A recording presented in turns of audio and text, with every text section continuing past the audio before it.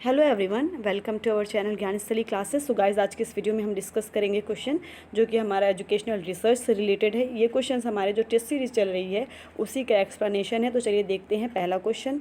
पहले क्वेश्चन में हमें मैच करना है वैज्ञानिक पद्धति को उसकी विशेषताओं के साथ। तो पहली जो वैज्ञानिक पद्धति बताई जा रही है उसका हमको मैच करना है। शोधकर्ता विश्वसनीय वैध परीक्षणों का प्रयोग कर आंकों का संग्रह करता है। बिल्कुल, इसका ये ऑप्शन सही होगा। वस्तुनिष्ठ पद्धति उस पद्धति को कहते हैं जहाँ पर एक शोधकर्ता या मूल्यांकनकर्ता रिलायबल एंड वैलिड टेस्ट को यूज़ करता है। तो वो हमारी जो पद्धति होगी वो वस्तुनिष्ठ पद्धति कहलाएगी। इसके लिए हमको reliable and valid test use करना है। परिशुद्धता का संबंध निरीक्षण करता है कि मनोवृत्ति पर किसी तरह का प्रभाव न पड़ना, एक तरीके से बायसनेस से दूर रहना, वो परिशुद्ध पद्धति होती है। अनुकरणीयता मतलब देख करके किसी चीज़ को अनुकरण करना, उसकी एक तरीके से कॉपी करना। तो सी का होता है शोध का परिणाम उसी परिस्थिति में किए गए अन्य शोधों के लिए उपयोगी है। बिल्कुल, जो भी रिजल्ट किसी एक रिसर्च से प्राप्त होता है वो रिज़ल्ट दूसरी रिसर्चर के लिए या दूसरे लोगों के लिए उपयोगी हो, वो उसका अनुकरण कर सके, वो उससे कुछ हेल्प ले सके। तो इसका संबंध होता है अनुकरणीयता से। मिथ्यापनीयता, ये भी वैज्ञानिक पद्धति की विशेषताएं हैं। इसका संबंध होता है अस्पष्टता व संदेह उत्पन्न करने वाले तथ्यों के लिए कोई स्थान नहीं होता। मतलब जो भी हम रिसर्च करें वहाँ पर किसी तरीके से कोई अस्पष्टता ना रहे, वहाँ पर संदेह ना रहे, तो ये कहेंगे कि मिथ्यापनीयता का यहाँ पर अभाव है, मिथ्यापनीयता नहीं यूज़ की जा रही है। तो इस तरीके से इसका डी का थर्ड होगा। तो the right option is first. इसी तरीके से दूसरा क्वेश्चन देखिए, निम्नलिखित कथन में से वैज्ञानिक विधि के सोपानों की मुख्य विशेषताओं की पहचान कीजिए। इसमें हमें वैज्ञानिक विधि के सोपान दिए गए हैं। सबसे पहला जो स्टेप होता है किसी भी एक वैज्ञानिक पद्धति का, तो उसमें होता है समस्या की पहचान करना, और दूसरा उसके बाद हमें फ़ौरन परिकल्पना का निर्माण करना होता है। तो ए के बाद डी, उसके बाद ई यानी प्रदत्त एकत्र करना होगा, उसके बाद जी यानी निष्कर्ष प्रतिपादन करना होगा, और फिर एच यानी परिकल्पना का सत्यापन करना होगा और उसे अस्वीकृत करना तथा उसमें संशोधन करना होगा। तो इसके लिए हमारा बी ऑप्शन जो है वो राइट होगा। देखिए, इसको फॉर्मूले के माध्यम से भी याद किया जा सकता है, जैसा कि मैंने यहाँ लिखा हुआ है। देखिए, सबसे पहले प्रॉब्लम का सिलेक्शन करते हैं, उसके बाद हाइपोथेसिस बनाते हैं, देन डिज़ाइन बनाते हैं, उसके बाद कलेक्शन ऑफ डेटा करते हैं, उसके बाद एनालिसिस ऑफ डेटा करते हैं, और लास्ट में हम जनरलाइजेशन कर देते हैं और अपने रिजल्ट तक पहुंच जाते हैं। तो इस तरीके से इस स्टेप को फॉलो करके हम वैज्ञानिक विधि के सोपानों को लर्न कर सकते हैं। आगे बढ़िए, देखिए, तार्किक चिंतन के माध्यम से सीमित संसाधनों में अनुसंधान कार्य को पूरा करना निम्नलिखित में से किस वैज्ञानिक पद्धति के अभिलक्षण से संबंधित है। देखिए, यहाँ पर हम तार्किक चिंतन करते हुए, लॉजिक लगाते हुए, कम संसाधनों में, मतलब हमारे पास लिमिटेड रिसोर्सेज रहें और हम उसमें अनुसंधान कार्य को पूरा कर लें, तो ये हमारी किस विधि से संबंधित हो जाएगा, किस विधि का प्रयोग कर रहे हैं हम यहाँ पर। तो यहाँ पर हम मितव्ययिता यानी हम सोर्सेस कम लगा रहे हैं और अपनी तार्किक चिंतन को ज़्यादा लगा रहे हैं, और कम सोर्स में हम अच्छा रिजल्ट देने की कोशिश कर रहे हैं। तो ये हमारी मितव्ययिता यानी ऑप्शन थर्ड से रिलेटेड है। अर्थप्रदायी आगमनात्मक रूप तथा परिप्रेक्ष्य आधारित विशेषताओं से युक्त शोध किस प्रकार के शोध उपागम से संबंधित है। देखिए, इस क्वेश्चन को समझिए। अर्थप्रदायी यानी अर्थ देने वाला, जहाँ से कुछ अर्थ हमें प्राप्त हो। आगमनात्मक रूप यानी जो उसका रूप हो, जो उसका फॉर्मेट हो, वो इंडक्टिव रीजनिंग पर बेस्ड हो, और परिप्रेक्ष्य आधारित विशेषताओं से युक्त, और पर्सपेक्टिव उसमें कैरेक्टरिस्टिक्स होनी चाहिए, पर्सपेक्टिव बेस्ड कैरेक्टरिस्टिक्स होनी चाहिए। तो ये किससे संबंधित होगा, किस प्रकार के अनुसंधान से ये संबंधित होगा। तो इसका राइट ऑप्शन है गुणात्मक उपागम। गुणात्मक उपागम में हम इंडक्टिव रीजनिंग लगाते हैं, आगमनात्मक जो हमारे तर्क होता है उसको लगाते हैं। तो इसका राइट ऑप्शन होगा गुणात्मक उपागम। और जो हमारी डिडक्टिव रीजनिंग होती है वो मुख्यतः वैज्ञानिक शोध के लिए उपयोगी होती है। तो इसको समझ लीजिएगा। क्वेश्चन नंबर 5 देखिए, निम्नलिखित में से किस शोध अभिकल्प में परिकल्पना का परीक्षण एक अभिन्न अंग नहीं है, अपितु यहाँ पर विषय वस्तु का विश्लेषण का महत्व है।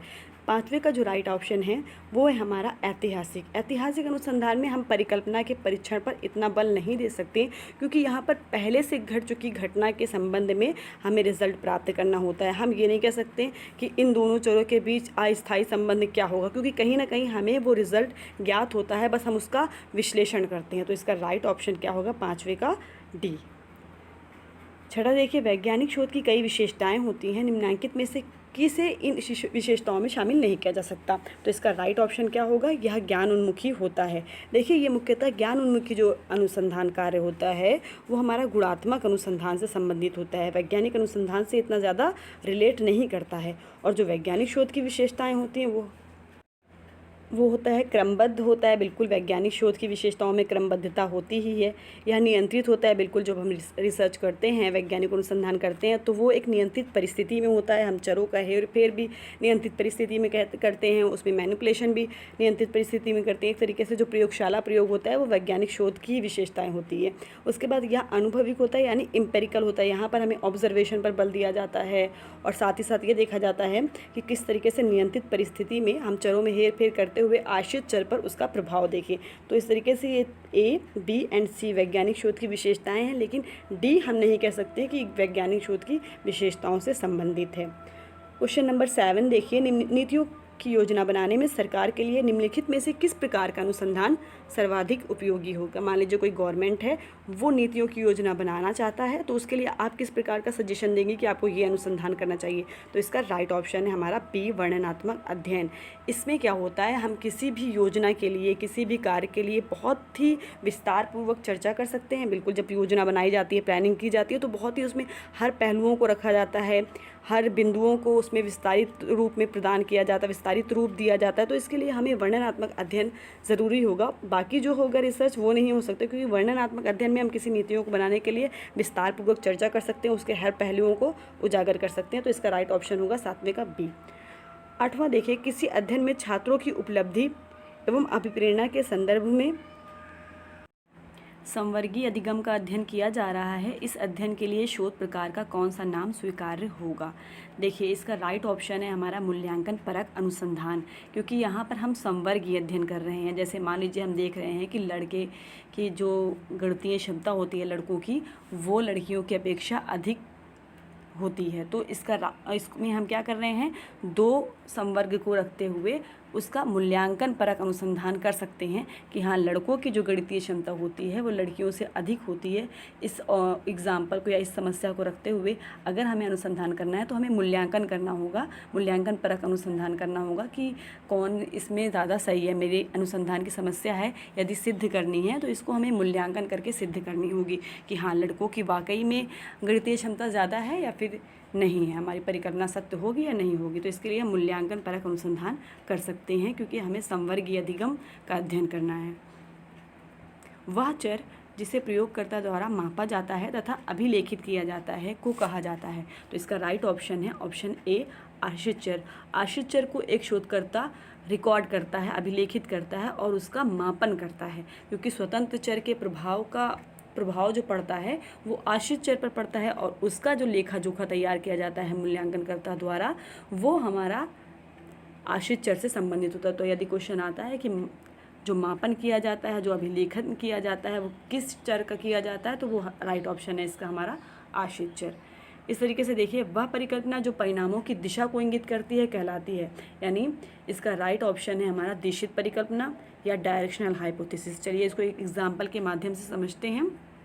देखिए जैसे कि एक एग्जांपल सामने है कि वन टेल में क्या होता है, men are taller than women. ये हमने एग्जाम्पल लिया कि जो है मैन जो है टॉल है वो विमेन से। यहाँ पर एक जेंडर अपने आप हमें रिजल्ट पता चल रहा है कि हाँ जो एक जेंडर है वो दूसरे जेंडर से ज़्यादा टॉलर है या ज़्यादा बड़ा है। तो इसका राइट इसमें किसके लिए हम वन टेल टेस्ट कर सकते हैं, और ये जो इसके लिए जो हाइपोथेसिस बनती है डायरेक्शनल हाइपोथेसिस बनती है, क्योंकि यहाँ पर हमें एक डायरेक्शन मिल रहा है कि हाँ मैन जो है टॉल हैं विमेन से। और इस तरीके से दूसरा देखिए, जहाँ पर one gender is taller than other, यहाँ पर हमें ये नहीं पता है कि कौन सा जेंडर किससे टॉलर है, तो इसके लिए हम 2 टेल टेस्ट करते हैं। तो 1 टेल टेस्ट भी समझ में आ गया होगा आपको, 2 टेल टेस्ट भी समझ में आ गया होगा। और इसी तरीके से 1 टेल टेस्ट के लिए हम डायरेक्शनल हाइपोथेसिस करते हैं, यूज़ करते हैं, और 2 टेल टेस्ट के लिए हम नॉन डायरेक्शनल हाइपोथेसिस यूज़ करते हैं। क्वेश्चन नंबर 11 देखिए, हमें यहाँ पर मिलान करना है। मित व्ययिता का संबंध किससे है। तो मित व्ययिता का जो संबंध है वो ज्ञान में संशोधन किया जा सकता है, शोध की व्याख्या में व्यक्तिगत पूर्वाग्रह परिलक्षित नहीं हो सकते, स्पष्टीकरण यथासंभव आसान होने चाहिए। तो इसका ए का 4 ये बिल्कुल सही होगा। हमारे जो स्पष्टीकरण हो वो बिल्कुल सही हो, तो ये वैज्ञानिक पद्धति के मित वैधता से संबंधित है। और बी का थर्ड यानी अनुभव सिद्धता, ज्ञान प्रेक्षण पर आधारित होना चाहिए। ये अनुभव सिद्धता की जो पद्धति है वो इस बात पर बल देती है कि ज्ञान हमेशा ऑब्जर्वेशन से निकल कर आना चाहिए। इस तरीके से पांचवा जो सी का जो होगा हमारा राइट, शुद्धता अनुसंधान कथन परिशुद्ध मापन पर आधारित होना चाहिए। शुद्धता का किससे संबंध है? परिशुद्ध मापन, यानी यहाँ हमें विश्वसनीय व वैध परीक्षणों का प्रयोग करते हुए अपने रिजल्ट तक पहुँचना चाहिए। और हमारा डी का जो ऑप्शन होगा, डी का होगा हमारा 2, शोध की व्याख्या में व्यक्तिगत पूर्वाग्रह परिलक्षित नहीं होने चाहिए। तभी हम उस जहाँ पर पूर्वाग्रह परिलक्षित नहीं होते हैं तभी हम उस अनुसंधानकार को वस्तुनिष्ठ अनुसंधानकार कह सकते हैं, जहाँ पर बायसनेस ना हो बिल्कुल भी। 12वां देखिए, किसी शोध समस्या के निर्माण हेतु निम्नलिखित में से सर्वश्रेष्ठ स्रोत किसे माना जा सकता है। हमें एक समस्या बनानी है अपने शोध के लिए, उसके लिए हमें क्या करना चाहिए, कौन सा जो स्रोत है, कौन सा रिसोर्स जो होता है वो मेरे लिए बेस्ट होगा कि हम अच्छे से अच्छी समस्या अपनी बना सकें। तो इसके लिए हमारा राइट ऑप्शन है सी, किसी शोध पत्रिका में प्रकाशित शोध लेखों पर चिंतन करना। कोई एक रिसर्च है जो किसी पत्रिका में प्रकाशित हुई है, उसको हमें पढ़ना चाहिए, उसका रिव्यू करना चाहिए और फिर हमें उसी को आधार बनाते हुए अपनी समस्या का चयन करना चाहिए। तो इसका राइट ऑप्शन सी होगा। क्वेश्चन 13 देखिए, निम्नलिखित में से किस शोध अभिकल्प में प्रतिदर्श चयन की आवश्यकता न्यूनतम होती है। ऐसा कौन सा अनुसंधान है जहाँ पर हमें प्रतिदर्श चयन करने के लिए ज़्यादा नहीं सोचना होता। तो इसका राइट ऑप्शन है ऑप्शन सी, व्यष्टि अध्ययन यानी केस स्टडी। केस स्टडी में हम क्या करते हैं, हमें किसी एक केस पर स्टडी करना है। जैसे मान लीजिए हमें गांधी दर्शन पर स्टडी करना है, तो गांधी दर्शन के लिए हम सिर्फ गांधी दर्शन से रिलेटेड जितनी भी विषय वस्तु उपलब्ध है उसका अध्ययन करेंगे, ना कि हमें ऐसा रिप्रेजेंटेटिव सैंपल चाहिए जो गांधी दर्शन को प्रेजेंट करे, ऐसा कुछ नहीं चाहिए। तो इसका राइट ऑप्शन होगा ऑप्शन सी। क्वेश्चन नंबर 14 देखिए, यदि दो चर x और y में ऋणात्मक सहसंबंध है तो निम्नलिखित में से कौन सा कथन सत्य है। तो इसका राइट ऑप्शन है सी, x और y साथ साथ भिन्न होते हैं। सहसंबंध की परिभाषा याद कर लीजिए, उसके बाद हमें सहसंबंध के क्वेश्चन गलत नहीं करने हैं, क्योंकि सहसंबंध वो संबंध बतलाता है जहाँ पर एक चर के प्रभाव को हम दूसरे चर पर देखते हैं, चाहे वो पॉजिटिव हो या निगेटिव, यानी एक चर के प्रभाव को दूसरे चर पर देखना सहसंबंध की प्रक्रिया कहलाती है। तो इसके लिए x और y साथ साथ भिन्न होते हैं, वो चाहे पॉजिटिव डायरेक्शन में हो या फिर निगेटिव डायरेक्शन में, वो सहसंबंध कहलाएगा। क्वेश्चन नंबर 15 देखिए, प्रतिदर्श की जिस विधि में जनसंख्या के सभी वर्गों का आनुपातिक प्रतिनिधित्व सुनिश्चित किया जाता है उसे तकनीकी रूप से कहते हैं। तो 15 का राइट ऑप्शन है स्तरित प्रतिदर्श यानी डी। इसमें क्या होता है, हमें आनुपातिक प्रतिनिधित्व प्रतिदर्श प्राप्त करना होता है। जैसे कि मान लीजिए 600 का हमें सैंपल सेलेक्ट करना है, तो इसके लिए हम A, B, C इस तरीके से 3 ग्रुप बनाते हैं। 3 ग्रुप बनाने के बाद उसे 200, 200 और 200 में डिवाइड कर देते हैं। तो ये हमारा स्तरित प्रतिदर्श से संबंधित होगा। क्वेश्चन नंबर 16 देखिए, दिए गए क्षेत्र में ज्ञान आधारित अनुसंधान की प्रयोज्यता का अन्वेषण किस अनुसंधान के माध्यम से किया जाता है। तो इसका राइट ऑप्शन है व्यवहारिक अनुसंधान, क्योंकि यहाँ पर कोई अनुसंधान कार्य हो चुका है, सिद्धांत का प्रतिपादन हो चुका है, बस हमें उसका अन्वेषण करना है, उसको एक्सप्लोर करना है। तो इसका हमें एक्सप्लोर करने के लिए व्यवहारिक अनुसंधान प्रयोग करते हैं। इस तरीके से कोई सिद्धांत जिसका प्रतिपादन हो चुका है, बस उसको एक्सप्लोर करना, उसका अन्वेषण करना, ये कार्य करने के लिए हम व्यवहारिक अनुसंधान या अप्लाइड रिसर्च का प्रयोग करते हैं। 17 देखिए, निम्नलिखित में से किस निर्णय से प्रतिदर्श त्रुटि में कमी आएगी। तो 17 का राइट ऑप्शन है प्रतिनिधि प्रतिदर्श प्राप्त करना, ऑप्शन ए। देखिए, प्रतिदर्शन की 2 विशेषताएं होती हैं, एक होता है प्रतिनिधि प्रतिदर्श प्राप्त करना, और जो प्रतिदर्श होता है दूसरा, उसका आकार बड़ा होना चाहिए। हमें हमेशा ऐसा सैंपल लेना चाहिए जिसका साइज़ बड़ा हो, तभी वो हमारी जो जनसंख्या होती है उसका प्रतिनिधित्व कर पाएगा। तो इस तरीके से 2 विशेषताओं को ध्यान में रखते हुए हमें किसी सैंपल को सेलेक्ट करना चाहिए।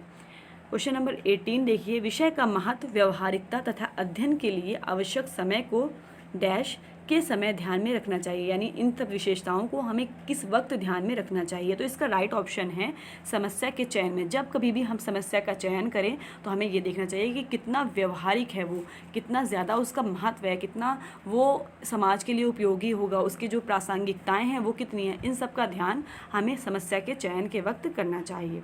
उसके बाद क्वेश्चन 19 देखिए, एक शोधकर्ता बीटा त्रुटि करता है, इसके लिए राइट ऑप्शन क्या है। क्या होगा? तो इसका राइट ऑप्शन होगा हमारा सी, शून्य परिकल्पना को स्वीकार करता है और उसके गलत होने की दशा में। इसको समझ लीजिए। देखिए, शून्य परिकल्पना यदि वास्तव में सत्य होती है और उसे हम निरस्त कर देते हैं, तब हम प्रथम प्रकार की त्रुटि करते हैं। यदि शून्य परिकल्पना वास्तव में असत्य होती है लेकिन फिर भी हम उसे सेलेक्ट कर लेते हैं, तो हम बीटा या फिर एक्सेप्ट कर लेते हैं, तब हम बीटा एरर करते हैं। तो इस तरीके से इसका राइट ऑप्शन होगा ऑप्शन सी, शून्य परिकल्पना को स्वीकार करते हैं उसके गलत होने की दशा में। क्वेश्चन नंबर 20 देखिए, यदि चर x तथा y के बीच r 0.90 है तो कौन सही है? तो इसका राइट ऑप्शन है सी, यानी हमें सहसंबंध गुणांक देखना है। 0.90 आ रहा है तो x के बढ़ने पर y घटता है, ये कैसे होगा? इसको समझिए। यहाँ पर देखिए बताया जा रहा है कि जो सहसंबंध गुणांक होता है वो -1.00 से लेकर के +1.00 तक चलता है। तो यहाँ पर हमें 0.90 देखना है, जो कि उच्च धनात्मक सहसंबंध, हाई पॉजिटिव कोरिलेशन बता रहा है। अब उच्च धनात्मक सहसंबंध का ये मतलब होता है कि x के बढ़ने पर y घटता है। अगर यहीं पर -90 होता तो हम कहते हैं कि x के बढ़ने पर y घटता है। इस तरीके से जब बढ़ने की बात आती है तो हम देखते हैं कि पॉजिटिव कोरिलेशन है। यदि हम x के बढ़ने पर y भी बढ़ रहा है तो पॉजिटिव कोरिलेशन है, यानी 0.90 सही होगा। अगर -90 है, -0.90 है तो x के बढ़ने पर y घटता है, यहाँ पर नेगेटिव कोरिलेशन हो जाएगा। तो इस तरीके से अगर -90 का क्वेश्चन आता तो आपको कहना हो जा उच्च ऋणात्मक सहसंबंध, यानी हाई नेगेटिव कोरिलेशन है। तो इसको डायग्राम को हमें समझना चाहिए। इस तरीके से ये वीडियो हमारी बहुत ही ज़्यादा इम्पॉर्टेंट वीडियो रही है। जितने भी क्वेश्चन डिस्कस किए गए हैं वो सारे बहुत ही इंपॉर्टेंट हैं। तो थैंक यू सो मच। अगर आपको ये वीडियो पसंद आती है तो प्लीज़ लाइक करिए, शेयर कीजिए, सब्सक्राइब कीजिए। Thank you so much.